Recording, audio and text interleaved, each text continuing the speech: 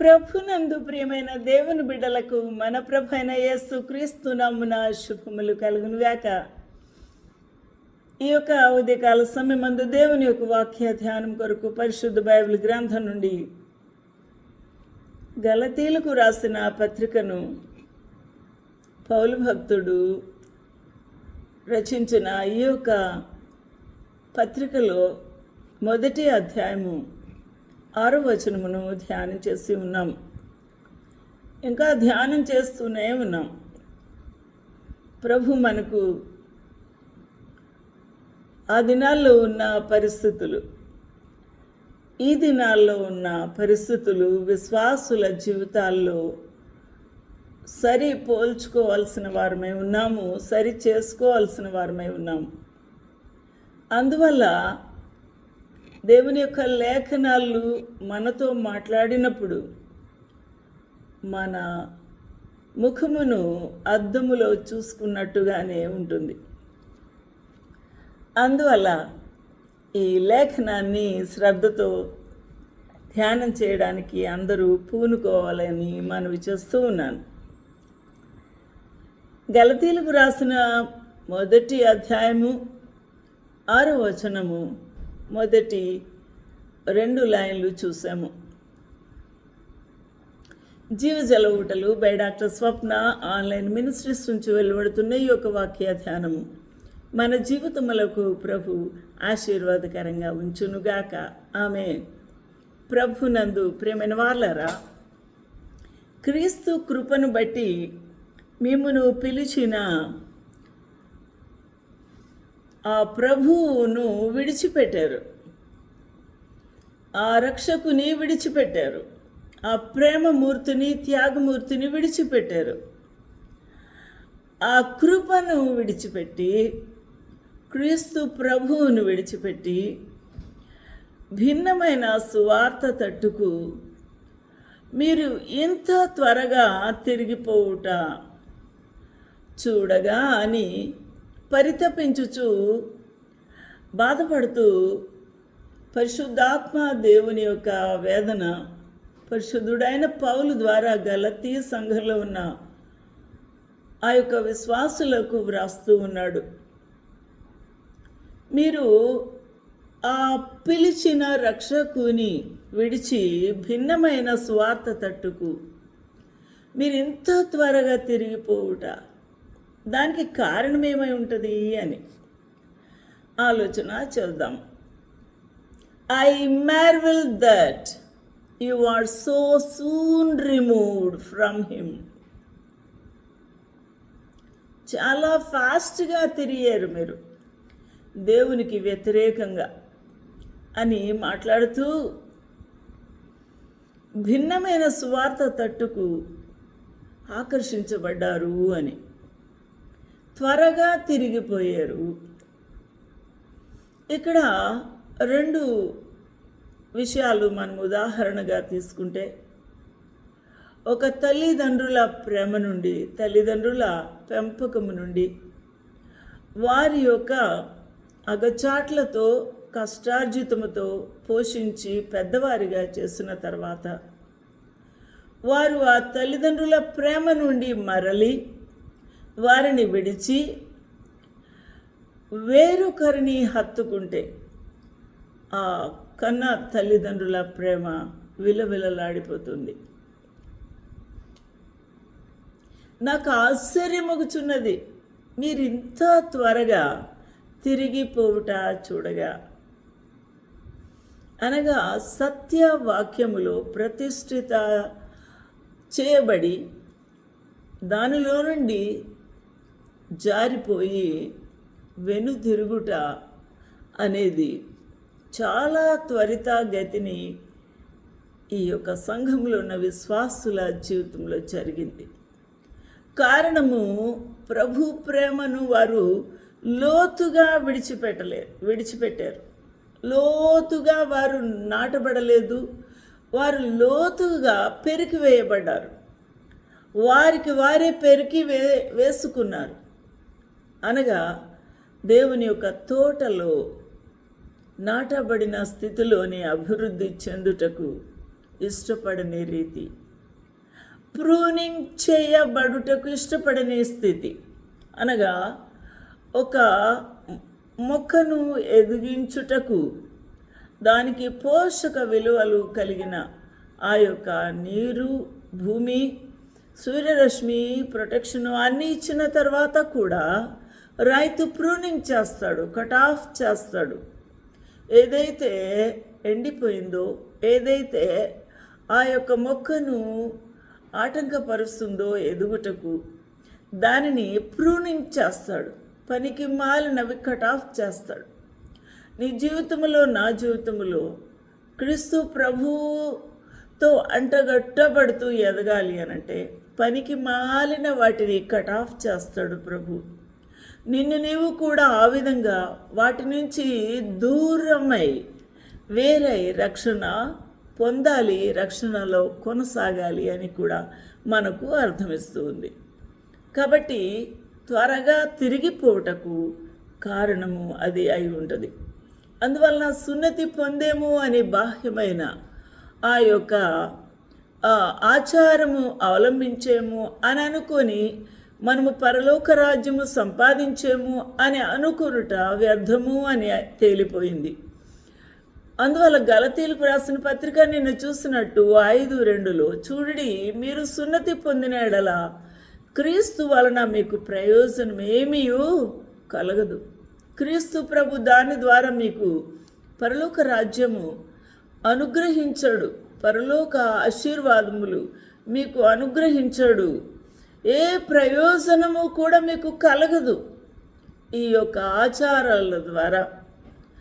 ఈ ఆచారాలు ఈ రోజుల్లో మన క్రైస్తవుల జీవితంలో ఏమనుకుంటున్నారు? రెగ్యులర్గా చర్చికి వెళ్తే సరిపోతుంది, బైబిల్ చదివితే సరిపోతుంది, కానుకలు ఇస్తే సరిపోతుంది, వెళ్ళేమా లేదా, అయిపోయిందా లేదా ప్రార్థన, మనం బయటికి వెళ్ళిపోతే మనం ఎంజాయ్ చేయొచ్చు అని అనుకునే క్రైస్తవుల బ్రతుకుని బట్టి ఏ ప్రయోజనం ఉండదు. అది కేవలం ఆచారమే అవుతుంది. కానీ లోతుగా దేవుని యొక్క వాక్యమును అందుకొని సరిచేయబడి, దిద్దబడి, సరిచేసుకొని, ఒప్పుకొని పాపములను విడిచిపెట్టాలి. కాబట్టి అన్యజనుల వ్యవహారముతో మరి పొత్తుగా ఉంటూ ఇజ్జోడుగా జీవిస్తున్న జీవితము మనకు ప్రభు చూపిస్తే దానిలోంచి విడిపోవాలి. లేక దాని నుండి దూరమై ఏకీభవిస్తున్న ఏ అలవాట్లతో, ఆచారాలతో ముడిపడి ఉన్నదో నీ యొక్క విశ్వాస జీవితము, దానిని నువ్వు ప్రూనింగ్ చేసుకోవాలి, కట్ ఆఫ్ చేయాలి. కాబట్టి ఈ రోజున behold I Paul say unto you that if you be circumcised, Christ shall profit you nothing. నువ్వు సున్నతి పొందేను అని అనుకుంటే ప్రభు నీకు ఏ ప్రయోజనము కూడా చేయడు, కలగదు క్రీస్తు వలన అని పౌలు ఖచ్చితంగా చెప్పి ఉన్నాడు. కాబట్టి గలతీలకు రాసిన పత్రిక 5:6 చూస్తే యేసుక్రీస్తు నందు ఉండు వారికి, అనగా యేసుక్రీస్తు ప్రభునందు విశ్వాసముంచిన వారికి, వారి పాపములు ఒప్పుకొని విడిచిపెట్టిన వారికి, ప్రభువుని స్వంత రక్షకునిగా హృదయములో అంగీకరించిన వారికి, క్రీస్తును మరి వెంబడిస్తున్న వారికి అని అర్థమిస్తూ ఉంది. యేసు క్రీస్తు నందుండు వారికి సున్నతి పొందుట ఎందు కానీ, లేక సున్నతి పొందుట ఎందు ఏమీ లేదు, పొందకపోవుట ఎందు ఏమీ లేదు కానీ ప్రేమ వలన కార్యసాధకమగు విశ్వాసమే ప్రయోజనము. ప్రేమ వలన, క్రీస్తు ప్రేమ ద్వారా, ప్రభువైన యేసు క్రీస్తు నామమున ఆ దేవుని యొక్క వాక్యమును విశ్వసించి పాపములు ఒప్పుకొని విడిచిపెట్టి క్రీస్తు ప్రశస్తమైన రక్తం ద్వారా కడగబడి కార్యసాధకముగా విశ్వాస జీవితములో కొనసాగుటే ప్రయోజనకరము అని మనకు అర్థమిస్తుంది. ఇక్కడ for in Jesus Christ there circumcision availeth anything, nor circumcision, but faith which worketh by love. హల్లెలూయా. అందువలన ఇక్కడ పౌలు భక్తుడు ఒక మాటను గుర్తు చేస్తున్నాడు. వారు పూర్వకాలము అనగా ఇంతకు ముందు వీరు జారిపోయిన పడిపోయిన స్థితికి ముందు మీరు బాగుగా పరిగెత్తుచూ ఉంటిరి, మంచిగా మరి విశ్వాస జీవితంలో కార్యసాధకము చేయుచూ ఉండారు. ప్రార్థనలోను వాక్యములోను క్రీస్తు ప్రభును వెంబడించుటలోను సంఘ పరిచర్యలోను అన్ని విషయముల్లోనూ నమ్మకంగా పరిగెత్తారు. నడవటం కాదు, పరిగెత్తుచూ ఉన్నారు. కాబట్టి అలాంటి ఈ యొక్క విశ్వాసులు సత్యమునకు విధేయులు కాకుండా మిమ్మల్ని ఎవడు అడ్డగించాడు? ఎవరు మిమ్మల్ని వెనక్కి లాగారు? ఎవరు మిమ్మల్ని ఈ విధంగా జారిపోవటకు లేక బ్యాక్స్లైడ్ అవడానికి కారకులు ఎవరు?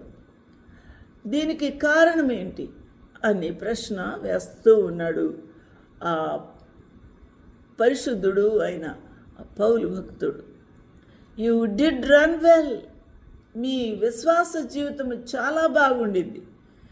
చాలా కష్టముతో శక్తితో మీరు సంపూర్ణమైన విధేయతతో స్వార్థ పరిచర్యలో ముందుకు సాగారు, విశ్వాసమును కొనసాగించారు. Who did hinder you that you should not obey the truth?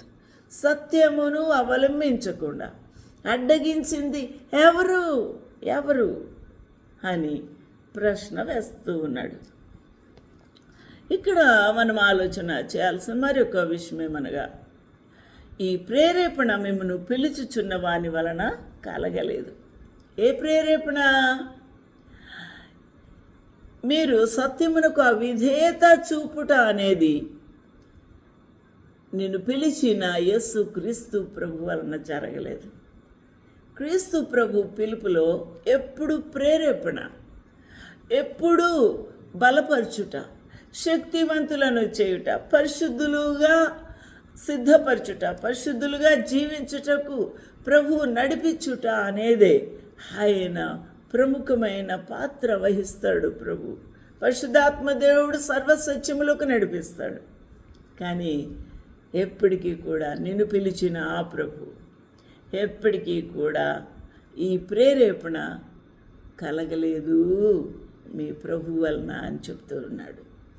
కాబట్టి మనం ఆలోచన చేస్తే ఈ భిన్నమైన సువార్త ఏమై ఉంటుంది, ఈ భిన్నమైన సువార్త ఏమై ఉంటుందో మనము ఆలోచన చేద్దాం. కొరింథీయులకు రాసిన 2వ పత్రికలో 11:2 చూస్తే, దేవాసక్తితో మీ ఎడల ఆసక్తి కలిగి ఉన్నాను, ఎందుకనగా పవిత్రురాలైన కన్యకనుగా ఒక్కడే పురుషునికి అనగా క్రీస్తుకు సమర్పింపవలనని మిమ్మును ప్రధానము చేసి తిని.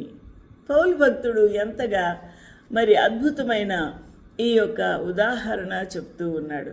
మన ఆత్మలను అపోస్తుడైన పౌలట ఆ దినాల్లో కొరింథీ సంఘానికి వ్రాస్తూ ఎంతో తీవ్రమైన ఆసక్తితో, పట్టుదలతో, దేవుని అందలి భారముతో మిమ్మల్ని ఆసక్తిగా పెంచి ఉన్నాను, ఆసక్తి కలిగి మిమ్మల్ని బలపరిచి మిమ్మల్ని ఒక కన్యకగా మిమ్మల్ని శుద్ధి చేసి ప్రభు అయిన రక్తము ద్వారా పవిత్రపరిచి ప్రత్యేకపరిచి బలవంతులుగా చేసి చక్కని ఒక కన్యకగా సిద్ధపరిచి పవిత్రురాలైన కన్యకనుగా ఒక్కడే పురుషునికి అనగా క్రీస్తుకు సమర్పింపవలనని ఒక అందమైన, ఒక పరిశుద్ధమైన, పవిత్రమైన, బలమైన, ప్రభువు కోరదగిన కన్యకగా ఆ యొక్క విశ్వాసుల్ని సిద్ధపరిచి ఒక్కడే పురుషునికి సమర్పించాలి అని, ఆ పురుషుడు క్రీస్తు ప్రభువుకు సమర్పించాలని మిమ్మును ఆయనకు ప్రధానము చేసి తిని. హల్లెలూయా. ప్రధానము చేయబడిన ఈ కన్యక ఏం చేయాలి? ఎదురు చూడాలి. పవిత్రత దాచుకోవాలి, పరిశుద్ధత దాచుకోవాలి. ప్రభువు కొరకు ఎదురు చూపుతో ఆసక్తితో ఆ వివాహము కొరకై ఆ పురుషుడు, ప్రధానము చేసుకున్న పురుషుడు ప్రత్యక్షమయ్యే వరకు మెలకువ కలిగి ఉండాలి. అది కన్యక చేయవలసిన పని. For I am jealous over you with godly jealousy, for I have espoused you to one husband, that I may present you as a chaste virgin to Christ. Hallelujah. పరిశుద్ధమైన, పవిత్రమైన, డెడికేట్ చేయబడిన ఒక కన్యకగా సిద్ధము చేసి ప్రభువైన యేసు క్రీస్తుకు ప్రదానము చేసి తిని గాని అంటున్నాడు. కాబట్టి గలతీల్లో, కొరింథీల్లో ఆ దినాల్లో ఉన్న ఈ యొక్క విశ్వాసులు ఎంతో తీవ్రమైన ఆసక్తి కలిగిన ఈ పరిశుద్ధులు అయిన శిష్యుల ద్వారా, ఆ విధంగానే పరిశుద్ధుడైన పౌలు ద్వారా, భక్తుల ద్వారా ఈ యొక్క గొప్ప కార్యములు చేసి ఉన్నారు.